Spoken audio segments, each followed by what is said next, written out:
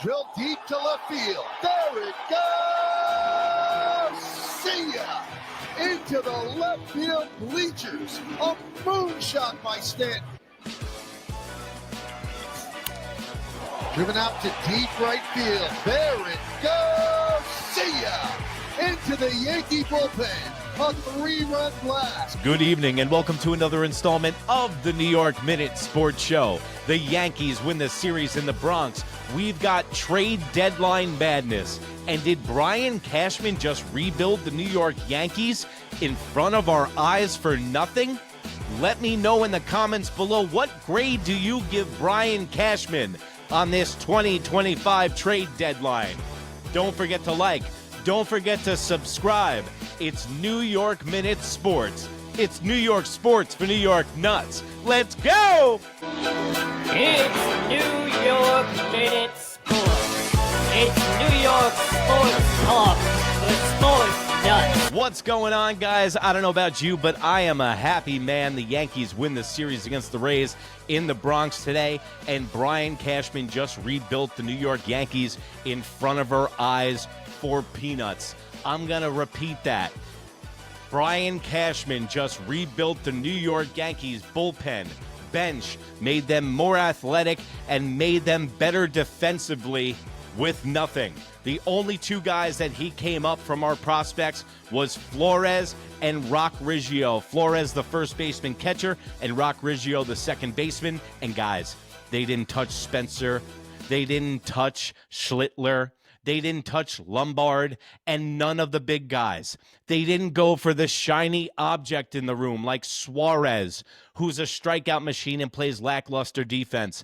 And that's why the fans do not run the New York Yankees. This was a death by 1,000 cuts to the rest of the AL East. Brian Cashman moved in silence, and he got the job done. Now, if you notice a pattern about all the guys that Brian Cashman signed, these are all guys that have been playing meaningless baseball for the last 5 years. They've been playing in the equivalent to Siberia of baseball. You have Ryan McCann, who you see plays a Gold Glove level third base. He's come into the Yankees and impacted them immediately. That's why I say don't look at the numbers. With guys like that, it's more of the sniff test, baby. And a guy like that, it's the intangibles. Oh, he only hits .217. Maybe because he's not motivated playing in front of 11 people in Colorado. Then you have Ahmad Rosario, a journeyman who's hits .270.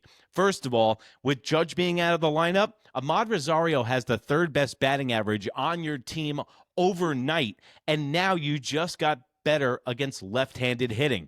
The Yankees needed that. And Rosario will be off the bench and pinch hitting. Then you have Austin Slater playing for the White Sox, who set the record for losses last year, and nobody cares about the White Sox. An outfielder, made us more athletic again. Fast guy, good defensive player, a good defensive substitution late in games. Now let's get to the bullpen. Then we got the big boy, David Bednar, playing for the Pittsburgh Pirates in the middle of nowhere and playing for nothing. This guy is a high-end closer. In the last 17 closing situations, he is 17 for 17. And the Pirates are in the basement of the NL Central, and that's a real hard thing to do. So I like that. Also, makes the Yankees have a flamethrower in the bullpen. Makes a guy that has swing and miss kind of stuff. Weaver, Williams, Tim Hill, they're all contact pitchers. And I have to admit, I don't like that with guys in your bullpen, and especially guys that are in the 8th and 9th inning. You need guys with swing and miss kind of stuff, and Loaisiga has been not holding his end of the bargain, so you need to go out and get flamethrowers, and that's exactly what Brian Cashman did. Then you bring on Jake Bird, who looks like he just stepped out of a Fish concert for the last 7 years. Let's look at that picture, folks. Somebody did him dirty, but that's another guy who is going to get into our pitching lab. They're going to make a couple of tweaks, And this guy's been playing in front of nobody. I saw him in the World Baseball Classic. This guy, when motivated, is a very good relief pitcher. Then you got Jose Caballero, I'm going to call him. I am terrible at names, and for all the people in the comments, I am white and Irish. I am lucky I can say burrito. I'm doing my best here. I'm working on the fly. Let me know in the comments below, guys, what do you think about the trade so far and Brian Cashman's production and Brian Cashman's moves, because I'm giving him an A. Then you got Camilo Doval, the closer for the San Francisco Giants. The Giants just gave up overnight. They were playing pretty well this year, and this guy throws gas. Gas. So when you add all of these things up, the Yankees have a bench now. The Yankees have a deep bullpen, and we're talking about Cruz coming back when he's right is top 3 eighth-inning guys in all of baseball. You got Cruz coming back. You got Mark Leiter Jr. Now, before you say Mark Leiter Jr. sucks, and he did, but also he had a broken bone in his arm for a month he was pitching with. And what's important here is that he has, statistically, whenever he pitches, the worst defense and errors behind him of any pitcher in the major leagues. So that's like the equivalent of bad luck outs to a major league batter. Mark Leiter Jr. has bad luck defense behind him. When he should be getting outs, the defense messes up behind him, and God knows that the Yankees have done that all season. But guess what? Now that the Yankees have done all these moves, they have shored up those mistakes. Another thing about all these moves, these guys are controllable contracts for the next 3 years. Weaver and Williams are free agents next year, and they will not be contractually obligated to the New York Yankees. So all these guys that you see here, nobody is a rental. Nobody is a rental, guys. That's another move. I don't know how Brian Cashman, there's an old joke in Major League Baseball. If you see the phone ring from the Rays, if you see the phone ring from Brian Cashman, don't pick it up. The Yankees got better at base stealing. Jose from the Rays, he leads the major leagues in stolen bases. That's going to be a dangerous thing off the bench later in innings. And also, he's solid defensively, and you saw some power against him in the first game against the Yankees when he had the home run. We got the hard throwers, younger and athletic. We have control of our assets. I'm giving Brian Cashman an A, folks, for his performance today in the trade deadline. Gave up a bag of balls, gave up nothing pretty much, and got so much in return, and got rid of Oswaldo Peraza. You guys got to be clicking your heels about that one. Let me know in the comments below, what was your favorite move out of the trade deadline? Or let me know if you're disappointed with the trade deadline. Did you want to go get a right-handed bat? Do you think the Yankees should have got Suarez? Let me know in the comments below. Well, let's go to the happiest man in New York right now.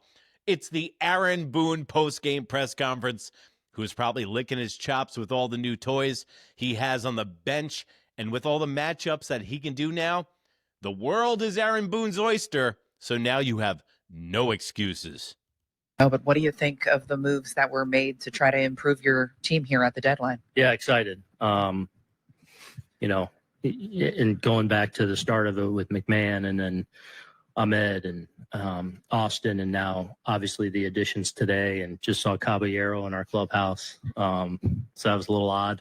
I saw him actually hugging people over there in the 8th. Did you know that you had traded for him? I knew we were like in closing And if anybody noticed that during the broadcast, he starts hugging people, and, it really adds a human element to the trade deadline. And I'm guilty of this myself. These guys aren't robots. They're humans at the end of the day. And you see the looks on their teammates' faces is like, their best friend and their boy. Think about going to work at your job every day, and it's like your work bestie is just gone one day. And it kind of sucks. But, hey, listen, they have millions of dollars to wipe their tears with. But we've seen the videos all over social media today of all the guys hugging it out. And even the Orioles pitcher who went to the Blue Jays during the same game, and it happened today. The Tampa Bay Rays player gets traded to the Yankees. in the middle of the game. And it was kind of weird if you're watching the game because the rain delay prolonged everything. So we almost kind of got like a extended Michael K. Yes broadcast with a baseball game sprinkled in. It was nice. And it was a laugher. The Yankees scored 7 runs really quick. So it was kind of like put your feet up and look at your phone and see what trades we're making. And boy, were those trades good. And let me know what you think. Does Aaron Boone have any more excuses left? Or is this it? This is final. He's got to win now. Definitely in the picture. So I figured maybe that was the case, but I wasn't sure.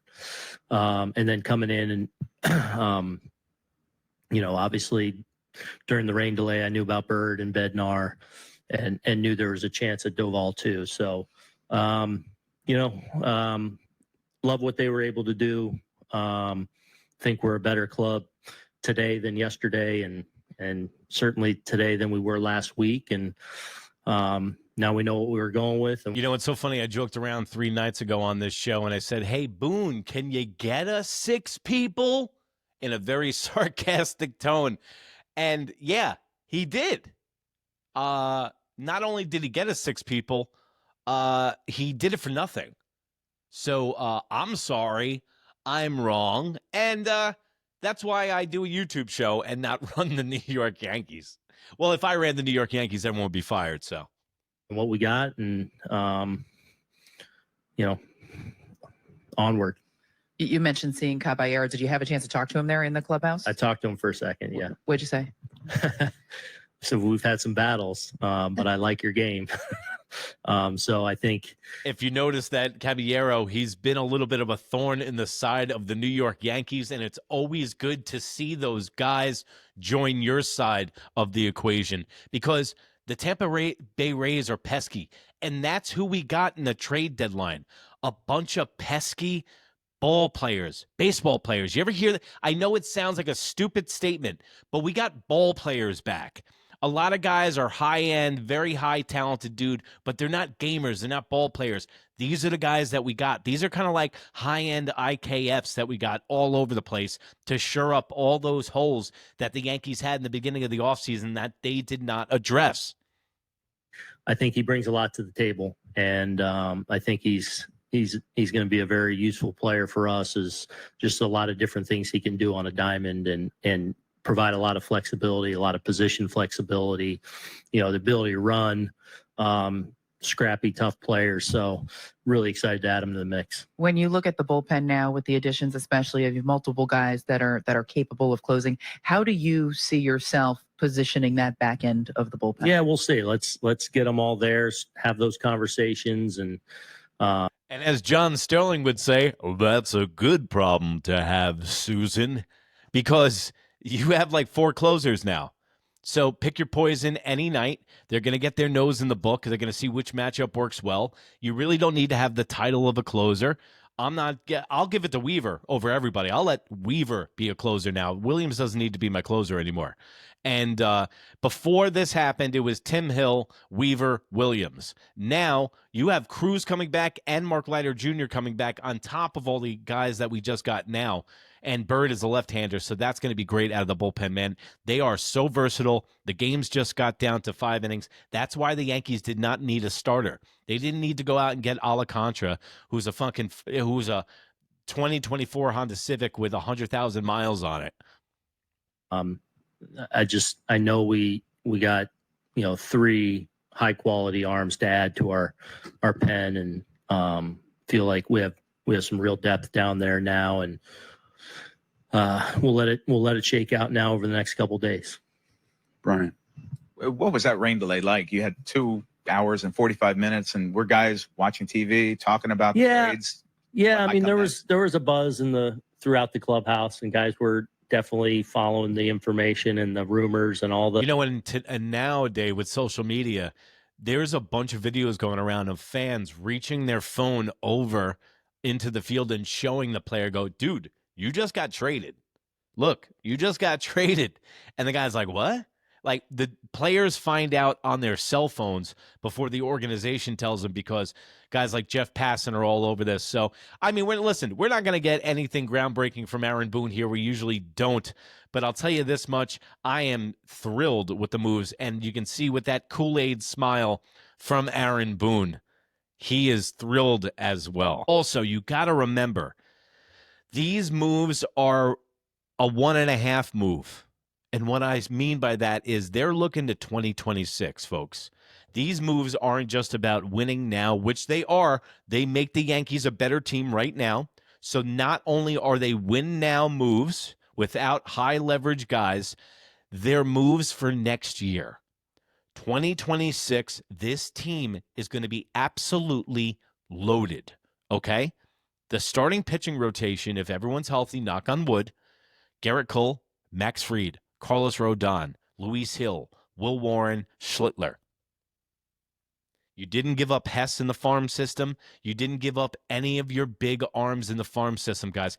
I don't know if Brian Cashman has an Epstein list on the rest of the general managers in Major League Baseball, or pictures of them in very precarious situations. But whatever it is, Brian Cashman has the secret sauce, guys, on the New York Yankees. So I am thrilled. Let me know what you guys think in the comments below, because I think this is a win, win, win, win, win, win for the New York Yankees.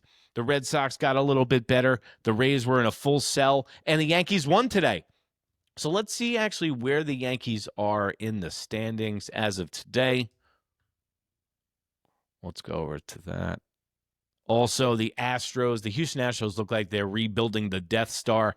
So it looks like the biggest competition coming out of the AL East is going to be the Blue Jays, obviously, the Tigers, and the Houston Astros. And as of today, the New York Yankees are 3.5 games out of first place. You know what, guys? It looked dark. It looked dismal. It looked bleak. Whatever words you want to use to cook up what the Yankees looked like for the past month, I think we're done with those days. I think better days are on the horizon, and I think that the Yankees have a new feel in the clubhouse with hungry guys that haven't been playing meaningful baseball. So let me know what you think in the comments below of the trade deadline, and let me know what you think about the show, guys. It's New York Minute Sports. It's New York Sports for New York Nuts. We're going to be here tomorrow after the game against Miami, and once the dust settles from this trade deadline, we're going to have a full breakdown of everything that went down today and the future of the rest of the season, guys, because guess what? It's going to come down to the wire, and we're going to have you covered right here on New York Minute Sports. It's New York Sports for New York Nuts. And don't forget to like, don't forget to subscribe. And if you can't be good, baby, be bad. Bye.